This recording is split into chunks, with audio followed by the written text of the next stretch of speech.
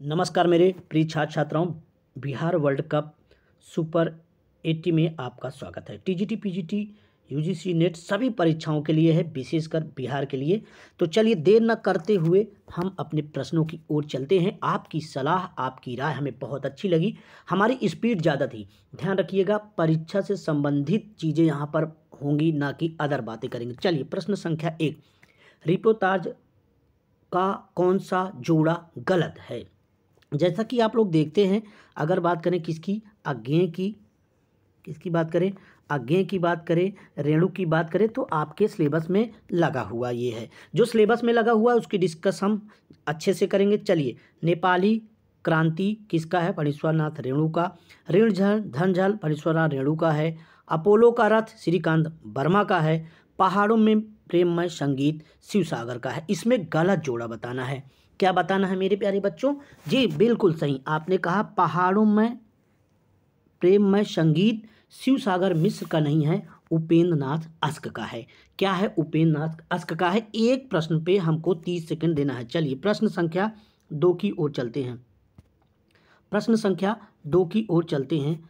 छाया पथ संलाप किसका गद्य गीत है? छाया पथ संलाप किसका गद्य गीत है? राय कृष्णदास का, डॉक्टर राम कुमार वर्मा का, वियोगी हरि का, या फिर दिनकर का। बिल्कुल, अगर बात करें किसकी बात करें गद्य गीत की, तो साधना गद्य गीत की अगर बात करें, साधना, प्रवाह, प्रवाल, ये किसके हैं? बिल्कुल सही जवाब आप दे रहे हैं, राय कृष्ण दास के हैं। अगर बात करें किसके, हिमहास के, तो हिमहास एकमात्र गद्य गीत है किसका? डॉक्टर राम कुमार वर्मा का। बिल्कुल सही उत्तर जाता है 2 का ए। प्रश्न संख्या 3, किस समाचार पत्र में खड़ी बोली को मध्यदेशी भाषा कहा गया है? बहुत ही अच्छे से पढ़िएगा, यस नो पढ़िएगा, असत्य सत्य पढ़िएगा। बिल्कुल सही जवाब दे रहे हैं, आपके सामने विकल्प है।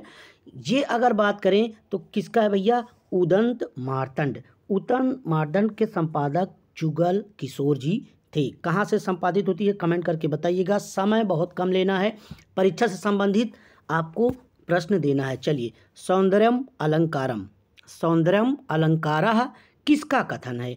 अगर जहाँ पर बात करें सौंदर्य की, तो वहाँ पर आप वामन को क्लिक कर देंगे।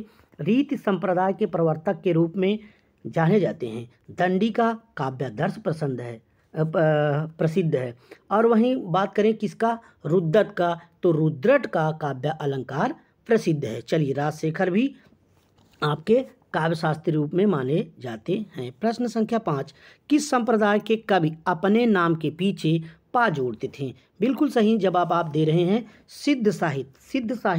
सिद्ध साहित्य के जो कवि थे अपने नाम के पीछे क्या जोड़ते थे? अपने नाम के पीछे ये जोड़ते थे, पा जोड़ते थे। चलिए प्रश्न संख्या आगे चलते हैं 6 की ओर। क्षेमेंद्र किस संप्रदाय से जुड़े थे? जल्दी से बताइएगा। अगर रीत संप्रदाय की बात करें वामन, अगर ध्वनि संप्रदाय की बात करें तो आनंदवर्धन, और अगर औचित्य संप्रदाय की बात करें तो क्या हो जाएगा? औचित्य संप्रदाय किसका था? क्षेमेंद्र का था। और वहीं पर वक्रोक्ति की बात करें, वक्रोक्त एक कुंतक थे, उनका संप्रदाय था।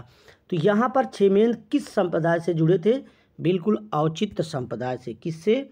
औचित्य संप्रदाय से जुड़े हुए थे। तो 6 का हो जाएगा सी। चलिए प्रश्न संख्या 7, प्रश्न संख्या 7 को अच्छे से पढ़िएगा। धिक धाये तुम हो अनाहूत, धो दिया श्रेष्ठ कुल धर्म दूत, राम के नहीं काम के सूत कहलाए, पंक्ति का संबंध काव्य की किस रचना से है? बिल्कुल सोच लीजिएगा। तुलसीदास, साकेत, राम शक्ति पूजा, या संशय की एक रात। संशय की एक रात किसका है? जल्दी से बताइएगा। कुंवर नारायण का है या नरेश मेहता का है? कमेंट करके बताइएगा। तुलसीदास, बिल्कुल सही जवाब दे रहे हैं। तुलसीदास 1938 में लिखी गई रचना है। तुलसीदास 1938 में लिखी गई रचना निराला की है। किसकी है? निराला की प्रसिद्ध रचना तुलसीदास है। यहाँ पर आपने कहा था व्याख्या सर ज़्यादा ना करें, बिल्कुल समझ रहे हैं, समय आपके पास कम है। चलिए, आलोचना का विषय कभी नहीं कविता है किसका कथन है? यहाँ पश्चात साहित्य आ गया है। बिल्कुल सही जवाब आप देना चाहेंगे। इसको इलियट का है। ये किसका है? इलियट का है। आलोचना का संबंध कवि नहीं, कविता है किसका कथन है? इलियट का है। आगे चलते हैं। नारी परीक्षा नहीं प्रेम चाहती है, गोदान उपन्यास में यह कथन किसका है? अगर बात करें किसकी? मुंशी प्रेमचंद की। अगर बात करें मुंशी प्रेमचंद की तो मुंशी प्रेमचंद ने ऐसा उपन्यास लिखा है जिनमें भारतीय की समस्याओं की प्रधानता है, चाहे प्रेमा हो, सेवा सदन हो, वरदान हो, प्रेमाश्रय हो, रंगभूमि हो, कायाकल्प हो, निर्मला हो, ऐसे उपन्यास इन्होंने लिखा है। और अंतिम उपन्यास गोदान जो कि किसान की महागाथा है समस्याओं का। बिल्कुल सही जवाब आपने दिया। अगर बात करें किसकी, यह कथन किसका है? यह कथन किसका है? जल्दी से जवाब दीजिए। सही जवाब आप लोग दे रहे हैं। देखिए, अगर नारी परीक्षा नहीं प्रेम चाहती है, यह कथन मालतिका मेहता से है। किसका है? मालतिका मेहता से। ऐसे प्रश्नों में थोड़ा सा समय आपको देना है ताकि आपके प्रश्न गलत ना हो। प्रश्न संख्या 10। इड़ा नामक पात्र कमायनी में किसका प्रतीक है? तो इड़ा नामक पात्र कमायनी में बुद्धि का प्रतीक है।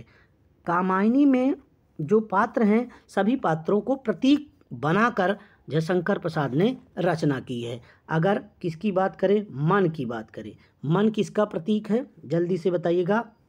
मन किसका प्रतीक है? हर एक मैंने अगली उसमें बता दिया है कि किसका प्रतीक है। चलिए, डंके की चोट पर कहना मुहावरे का अर्थ है। यहाँ पर आपको ज़्यादा व्याख्या नहीं मिलेगी। डंके की चोट पर कहना मुहावरे का अर्थ क्या है? बिल्कुल सही जवाब आप दे रहे कहें डंके की चोट पर। इन्होंने कह दिया डंके की चोट पे कहना मतलब अस्पष्टता से कहना। कैसे कहना मेरे प्यारे बच्चों? ऑप्शन आपके सामने है, अस्पष्टता से कहना। प्रश्न संख्या 12। साधारणीकरण के सिद्धांत के जनक कौन माने जाते हैं या कहे जाते हैं? बिल्कुल सही, साधारणीकरण की अगर बात करेगा तो भट्ट नायक। देखिए, जो साधारण होते हैं वही नायक होते हैं। देखिए, बहुत अच्छी अच्छी ट्रिक आपके सामने आएगी। साधारण अगर बात करेगा तो समझ लेना नायक जो सही में होते हैं वो साधारण होते हैं, कभी गलत नहीं होगा। केवल तेरा प्रश्न, केवल मनोरंजन न कवि का मर्म होना चाहिए, उसमें उचित उपदेश का भी मर्म होना चाहिए। मार्ग लिख दिया गया है, मर्म भी होना चाहिए। पंक्ति किसकी है? जल्दी से बताइए। श्रीधर पाठक की है, महावीर प्रसाद द्विवेदी की, मैथिली शरण गुप्त की या गया शंकर शुक्ल सनेही की? थोड़ा सा समय देंगे ताकि आप समझ पाएँ। बिल्कुल, मैथिली शरण गुप्त की रचना है और चिरगांव झांसी में इनका जन्म हुआ। बहुत ही प्रसिद्ध कवि थे। द्विवेदी युग के प्रधान कवियों में इनका स्थान रहा है। प्रश्न संख्या 14। निम्नलिखित में से काव्य शास्त्रीय ग्रंथ का कौन सा जोड़ा गलत है? जल्दी से बताइएगा। रस मीमांसा, डॉक्टर राममूर्ति त्रिपाठी, वाङ्मय विश्वनाथ प्रसाद, नवरस, बाबू गुलाब राय, काव्य में अभिव्यंजना, राम दहिन मिश्र। बिल्कुल, काव्य में अभिव्यंजना इनका नहीं है। काव्य में अभिव्यंजना गलत है, बाकी सब सही है। चलिए, प्रश्न संख्या 15। आज व्याख्या बिल्कुल भी नहीं करनी है, जल्दी जल्दी आपको प्रश्न करा देने हैं। सरल प्रश्न बचाओ, जल्दी से नौकरी पाओ। जो सरल प्रश्न बचाएगा वही नौकरी पाएगा।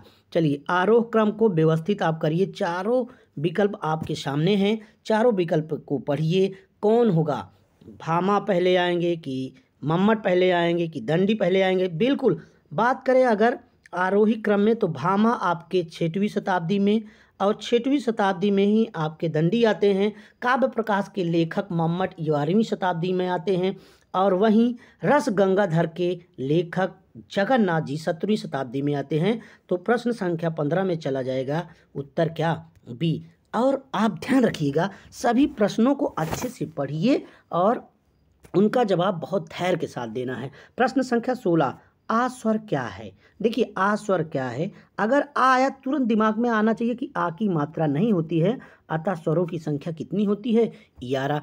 और स्वर को 4 भागों में हमने अलग अलग तरीके से अलग अलग विद्वानों ने बांटा है। तो यहाँ पर आ अगर बात करें तो इसे विवृत्त कहा जाता है। अगर समवृत्त कहेंगे तो ई उ छोटा आ जाएगा। तो इसलिए प्रश्न संख्या 16 का ए हो जाएगा विवृत्त। विवृत्त का मतलब होता है ओपन, पूरा खुला हुआ, फैलाव। ठीक है, फैलाव। तो आ बोलते हैं तो फैल जाता है, यहीं पर अगर छोटा आ पूछता तो क्या हो जाता, मध्य, अग्रपश्च मध्य, उसको भी पढ़ेंगे। चलिए बहरहाल प्रश्न संख्या 17, लहरों के राजहंस। भैया बहुत ही इंपॉर्टेंट, लहरों के राजहंस के रचनाकार कौन है ये भी बताइएगा, किसका नाटक है और इनके कितने नाटक हैं ये बताइएगा। जरा इस पर ठहर के बात करते हैं। बिल्कुल, अगर बात करें 1958 की तो आषाढ़ का एक दिन, ठीक है। अगर बात करें 1969 की तो आधे अधूरे, जिसे मील का पत्थर कहा जाता है। और बात करें किसके, लहरों के राजहंस, तो 63 में। देखिए यहाँ पर ट्रिक देखिए, 58 आषाढ़, 63 लहर आती है, लहर आती है, लहर आती है, लहर आती है, याद हो गया, पूरा ब्लड में गया, लहर आती है, लहर आती है, क्या हो गया 17 हो गया, 17 का 63 और आधा अधूरे, कभी भी पूरा कोई नहीं होता तो एक कम है, यहाँ पर 69 है आधा अधूरे। इसीलिए तो जाना जाऊँगा कैसे आपको याद कराएं, मैं ये गारंटी लेता हूँ आपको अब याद हो जाएगा। आषाढ़ 58, आधे अधूरे 69 और फिर लहरों के राजहंस 63। बिल्कुल सही जवाब। इसी बात पे लाइक कर दीजिएगा और चैनल पे नए आए हो तो सब्सक्राइब कर लीजिएगा। एकदम बेहतरीन परीक्षा से संबंधित बातें, कोई ऐसी बात नहीं होगी फालतू डिस्कस नहीं करना है। कमेंट करके बताइएगा क्लास कैसी लग रही है। चलिए प्रश्न संख्या 18, सुधार काल को अन्य किस नाम से जाना जाता है। सुधार काल को अन्य किस नाम से जाना जाता है। बिल्कुल, यहाँ पर अगर बात करें, ठीक है, सुधार काल को अन्य किस नाम से जाना जाता है। देखिए यहाँ पर जागरण सुधारकाल होना चाहिए था, थोड़ा सा यहाँ बना लीजिएगा जागरण। प्रश्न संख्या 18 में लिख लीजिएगा ऐसे, जागरण सुधार काल, जागरण सुधार। देखिए अगर जागरण सुधार काल की बात करें, कभी नहीं भूलेगा, जो द्विवेदी लोग होते हैं, जो द्विवेदी होते हैं वो जाग जाते हैं, वो जाग के भजन कीर्तन करने लगते हैं। इसलिए जागरण सुधार की बात अगर करेगा तो द्विवेदी युग कहा जाता है। महावीर प्रसाद द्विवेदी के नाम पर द्विवेदी युग का नाम पड़ा। प्रश्न संख्या 18 याद हो गया। प्रश्न संख्या 19, शिव शंभू का चिट्ठा किसको संबोधित करके लिखा गया है। अगर चिट्ठी उट्ठी अगर आप लिखेंगे तो किसको लिखेंगे बताइए। देखिए जो हमारे यहाँ आए थे अंग्रेज, उसमें एक थे क्या, लॉर्ड कर्जन। लॉर्ड कर्जन को शिव जी ने लिखा। देखिए शिव क्या थे, काले थे, शिव क्या थे, काले थे, इसलिए लॉर्ड कर्जन, कभी भूलेगा नहीं। देखिए कितनी आसान सी ट्रिक है। 19 का हो जाएगा ए, तो क्या हो गया, लॉर्ड कर्जन को लिखा था। चलिए प्रश्न संख्या 20, बहुत ही इंपॉर्टेंट प्रश्न, सभी परीक्षाओं में पूछा गया। TGT, PGT, UGC, net assistant professor के लिए बेहतरीन ट्रिक विधि द्वारा हम आपको याद कराएंगे, ये मेरी गारंटी है। देखिए कैसे आप याद करते हैं, आइए सुनते हैं समझते हैं। तो सरदार पूर्ण सिंह, सरदार पूर्ण सिंह एक ऐसे भावनात्मक निबंधकार थे जिन्होंने 6 निबंध लिखा। पूछा जाता है इन्होंने कितने निबंध लिखे हैं, 6 निबंध लिखे हैं। अगर बात करें किसकी, सरदार की, तो कैसे याद करें। अगर सरदार की बात करें तो आचरण की जो सभ्यता होती है, वो सरदार लोग बहुत ही सभ्य होते हैं। और वो मजदूरी और प्रेम, मजदूरी जो अपनी वो करते हैं, जो मजदूरी करते हैं उसी से प्रेम करते हैं। मजदूरी और प्रेम, जो उनका कन्यादान वाला सिस्टम होता है, जो उनका कन्यादान होता है, वो बहुत पवित्रता के साथ, बहुत ही पवित्रता के साथ, और वो सच्चे वीर होते हैं। मतलब उनके अंदर सच्ची वीरता होती है। किसके अंदर, सरदारों के अंदर। देखिए यही तो है। तो अमेरिका का मस्त योगी वाल्ट हिटमैन से लेकर क्या, आचरण की सभ्यता, मजदूरी और प्रेम, सच्ची वीरता, पवित्रता, कन्यादान तक के पूरे 6 निबंध किसने लिखा, सरदार पूर्ण सिंह ने लिखा है मेरे प्यारे बच्चों।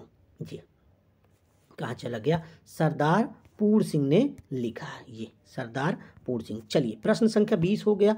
21 की ओर चलते हैं। निम्नलिखित में 4 विकल्प में से सही वाक्य का चयन करें। देखिए शुद्ध अशुद्ध को बहुत ही अच्छे से चारों विकल्प आपको पढ़ना है। क्या करना है, चारों विकल्प आपको पढ़ना है। बिल्कुल पढ़िए। तुमको खीर बनाना नहीं आता, तुम्हें खीर बनाना नहीं आता, तुमको खीर बनाने नहीं आती। ये सब पढ़ने के बाद आपको लग रहा होगा कि यहाँ पर अगर बात करें तो शुद्ध वाक्य क्या हो जाएगा, तुम्हें खीर बनाना नहीं आता, क्योंकि यहाँ पर नहीं है, नहीं है, ये शुद्ध हो जाएगा। प्रश्न संख्या 21 का बी हो गया।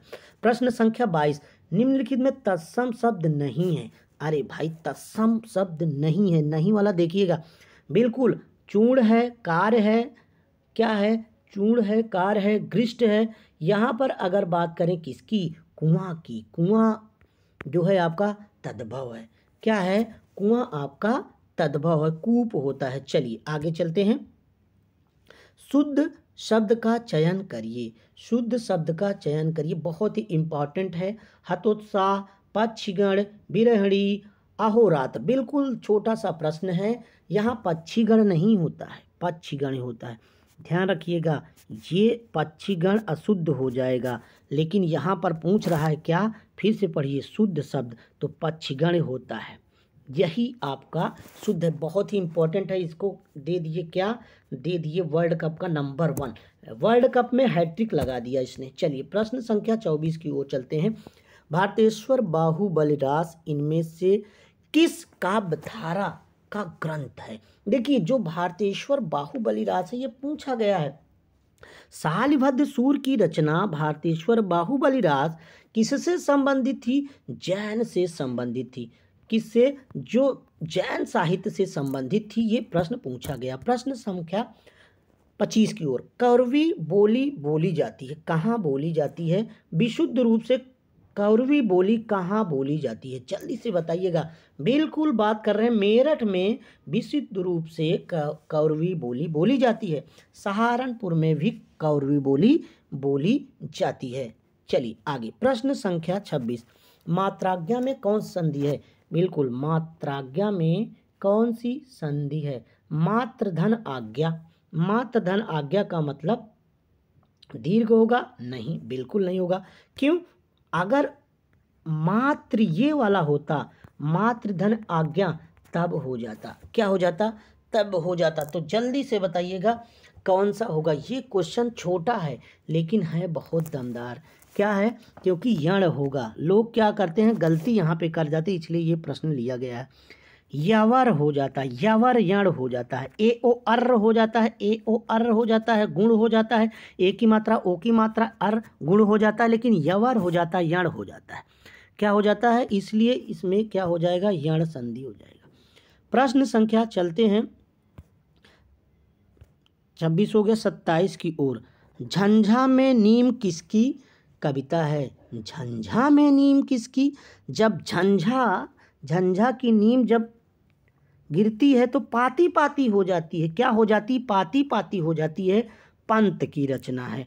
पंत की चितंबरा पर कौन पुरस्कार मिला है, पंत की चितंबरा पर कौन सा पुरस्कार मिला है, जल्दी से बताइएगा। बीड़ा, पल्लव, गुंजन, युगांत, युगवाणी जैसी रचना पंत ने लिखा। शब्द शिल्पी के नाम से जाना जाता था। लोना किस संत की पत्नी का नाम था, लोना किस संत की पत्नी का नाम था, जल्दी से बताइएगा। कबीर, दादू दयाल, मलूकदास, रैदास।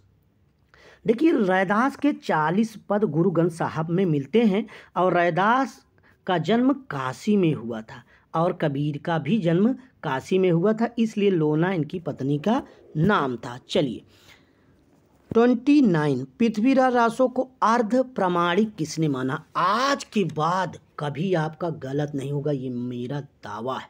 ये प्रमाणिक, अर्ध प्रमाणिक हैं और अप्रमाणिक मानने वाले की बात कर लेते हैं। प्रश्न आपके सामने। सबसे पहली बात, अगर बात करेगा किसकी, क्या कह रहा, अर्ध प्रमाणिक की। अर्ध प्रमाणिक किसने माना, तो देखिए अर्ध प्रमाणिक यहाँ पर अगर बात करें तो सुनीत कुमार चटर्जी ने इसे अर्ध प्रमाणिक माना है, और सुनीत के साथ साथ हजारी प्रसाद द्विवेदी। अब यहाँ पर दो बहुत इंपॉर्टेंट है, हजार मुनि क्या होते हैं, अर्ध प्रमाणिक होते हैं। हजार जो मुनि होते हैं वो अर्ध प्रमाणिक होते हैं। लेकिन अगर प्रमाणिक की बात करें, किसकी, प्रमाणिक की, तो यहाँ पर श्याम सुंदर दास, पहले मेन श्याम सुंदर दास और मिश्र बंधु। देखिए यम, इसमें भी यम, लेकिन श्याम क्या होते हैं, मिल जाते हैं। श्याम जो होते हैं क्या होते हैं, मिल जाते हैं, मिक्स हो जाते हैं, और श्याम को ही मोहन कहा गया है। श्याम को ही मोहन कहा गया है, ऐसा कहा किसने है? कर्नल टाट ने। कर्नल टाड ने यह रिसर्च किया कि इसे प्रामाणिक घोषित किया जाए।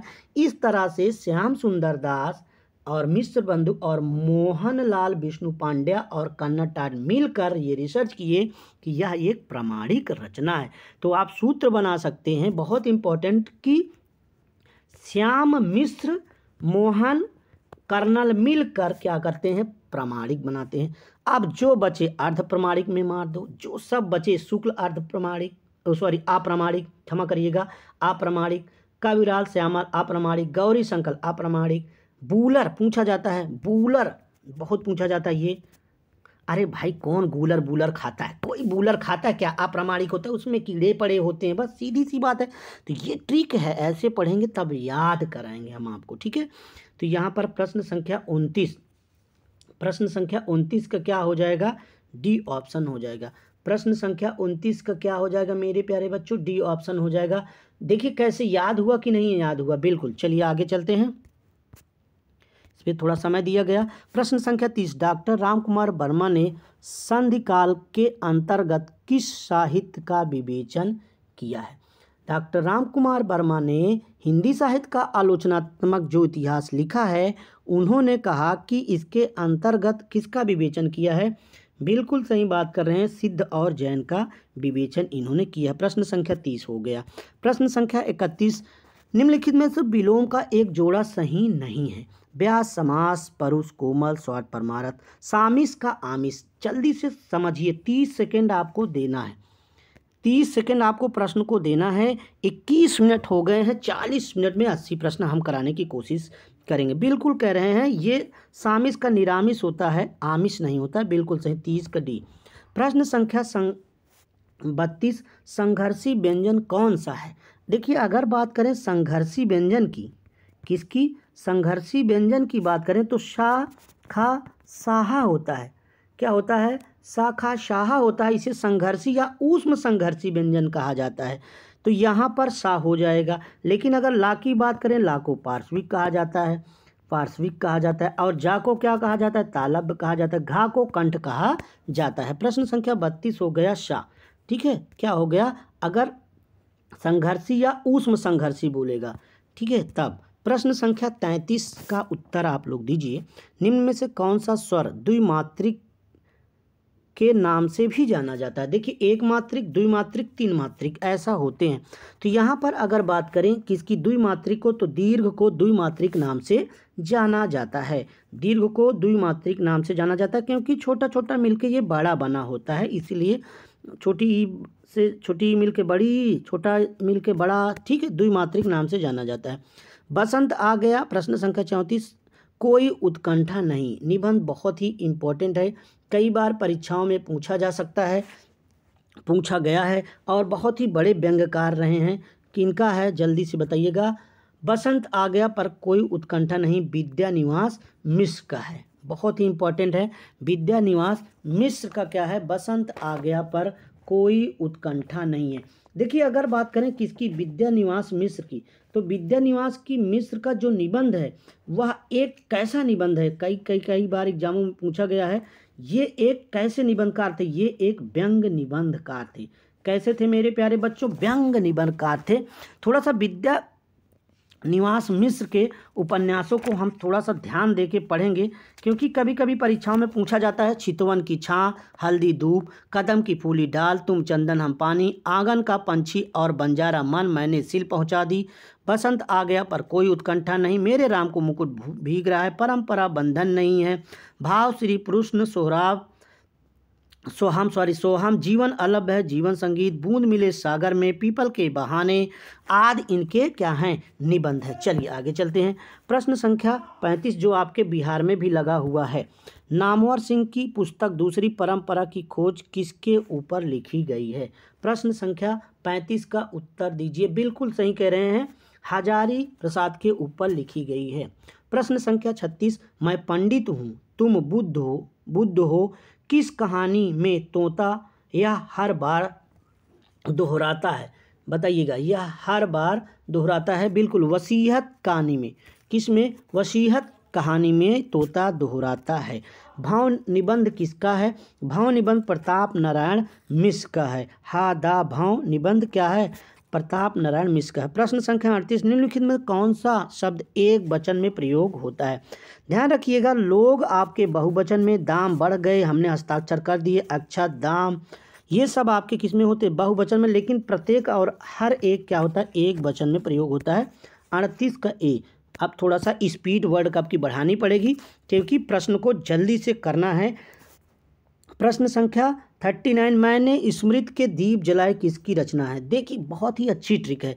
जो राम भगवान होते हैं या जो सुमन होते हैं उन्हीं के अंदर स्मृति जलती है। तो रामनाथ सुमन, मैंने स्मृति के दीप जलाए। प्रश्न संख्या 40, अरे यावर रहेगा याद यात्रा भित्त किससे संबंधित है? बिल्कुल जल्दी से बताइए किससे संबंधित है? स्वदेश यात्रा से या विदेश यात्रा से? देखिए, एक बूंद सहसा उछली अगर होगा तो ये समझ लीजिए कि विदेश पर होगा, लेकिन यहाँ एक बूंद सहसा है नहीं, तो यहाँ पर क्या है?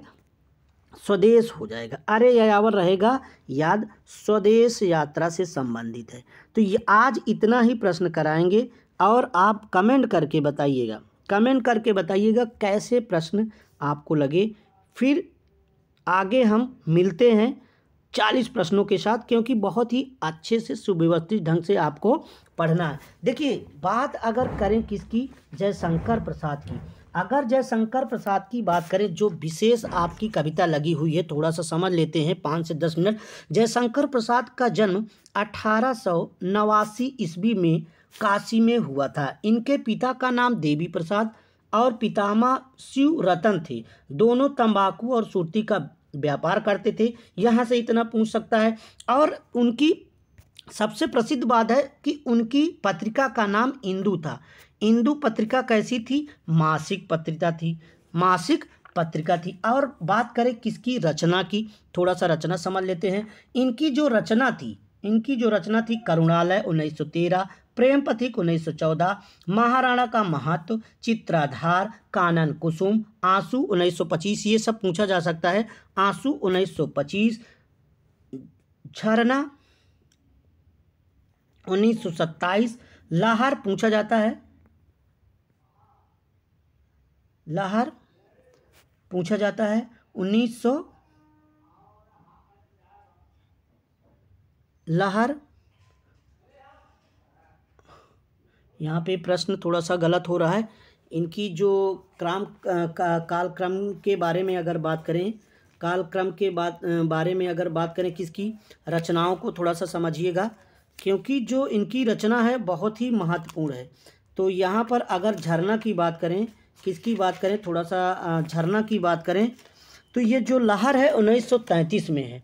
लहर कब है? 1933 में है। उर्वशी, देखिए उर्वशी 1909, वनमिलन 1909, प्रेमराज 1909, अयोध्या का उद्धार 10, शोकोच्छ्वास 1910, बभ्रुवाहन 1911, कानन कुसुम 1913, प्रेम पथिक 14, महाराणा प्रताप का महत्व 14, चित्राधार 1918, झरना 1918। यही वही तो, झरना 1918 गलत हो रहा था। अब ये 1918, आंसू 1925, लहर 1933।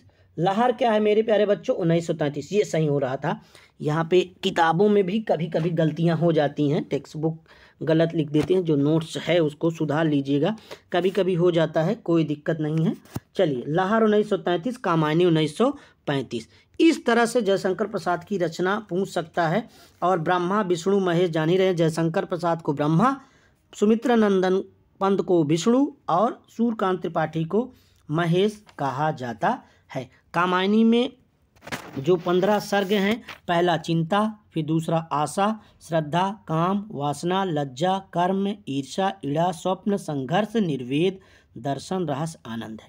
तो ये आपकी बात हुई। सबसे ज़्यादा जो रचनाओं को जो सन वाइज है 1925 याद कर लीजिएगा। आंसू, लहर 33, कामायनी 35 और झरना 1918। इससे ज़्यादा नहीं पूछेगा। आपको क्लास कैसी लगी? 30 मिनट में आप पढ़ चुके हैं 40 क्वेश्चन। कमेंट करके ज़रूर बताइएगा। जयशंकर प्रसाद से यहाँ से प्रश्न बनेगा, झारखंडी नाम से या कलाधार नाम से भी इन्हें जाना जाता था। तो बहुत बहुत धन्यवाद। कल मिलते हैं फिर 9 बजे। Thank you so much.